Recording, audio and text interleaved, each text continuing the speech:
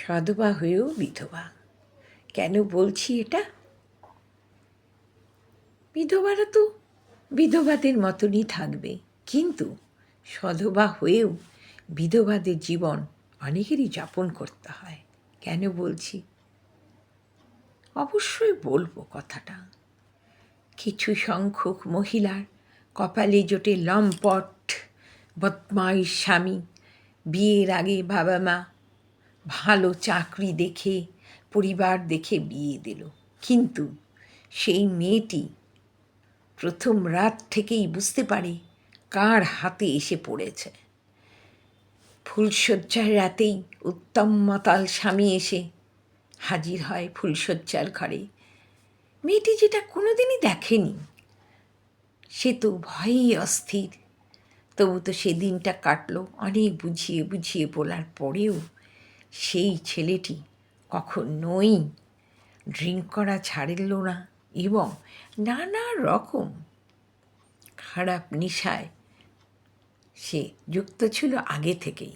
কিন্তু এই বাচ্চা মেয়েটি, নিরীহ মেয়েটি এসে তাকে কিছুতেই ঠিক করতে পারল না। নিজের বাবা মাই যাকে ঠিক করতে পারবে না, সে অন্য মেয়ে কী করবে?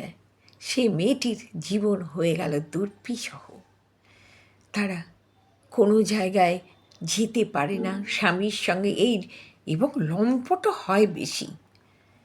বিয়ের পর থেকেই দেখেছে মেয়েটি বান্ধবীদের ছড়াছড়ি, বেশি রাত অবধি চ্যাটিং চলতেই আছে। বাড়িতে এসে মদ খাওয়া, প্রতিবাদ করলেই মেয়েটিকে মারধর সব কিছু চলে। সধবা হয়েও বিধবাদের জীবনযাপন করতে হয় তাদের। না স্বামী সঙ্গ, না কোনো বন্ধু বান্ধব, কারোর সাথেই সে মিশতে পারে না। সে হয়তো কোনো নিমন্ত্রিত জায়গায় গেল, একাই যেতে হয়। সেখানে গিয়েও স্বামীর জন্য নানা উপহাস শুনতে হয়। এই করে ধীরে ধীরে সমাজ বহির্ভূত হয়ে পড়ে এই সমস্ত মেয়েরা। ভালো ভালো মেয়েরাও অনেক সময় এদের খপ্পরে পড়ে। বাবা মাও কিছুই করতে পারে না, তারা বিধবারই জীবনযাপন করে। না স্বামী সঙ্গ, কোনো কিছুই সে পায় না। একটু কথা বললেই মারধর চলে, এবং বন্ধুদেরও মাঝে মাঝে নিয়ে এসে মেয়েটিকে অপমান অপদস্থ করতেও ছাড়ে না।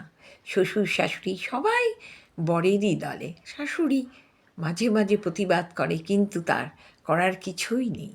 মোটা বেতনের চাকরি করে ছেলেই চালায় বাড়িঘর পরিবার। মেয়েটি ভয়ে একটি সন্তানও নিতে পারেনি। তাই এই বিধবার জীবন যাপন করার থেকে সে শ্রেয় মনে করে আত্মহত্যা। কিন্তু সেটাতেও শাশুড়ি বাগড়া দেয়। এরপর বাবা মা বাড়িতে নিয়ে গিয়ে সে লালন পালন করতে থাকে তার মেয়েটিকে। বিয়ে দেওয়ার নাম করলেই সে আঁতকে ওঠে, আর কোনো দিনও আমি বিয়ে করব না। এইভাবে বেশিরভাগ মেয়েরই সধবা হয়েও বিধবাদের জীবন যাপন করতে হয়। আমরা অনেকেই জানি না লুকোনো ঘটনাগুলো। কণ্ঠে সুচন্দ্রা বিশ্বাস, লিখনীতেও সুচন্দ্রা বিশ্বাস।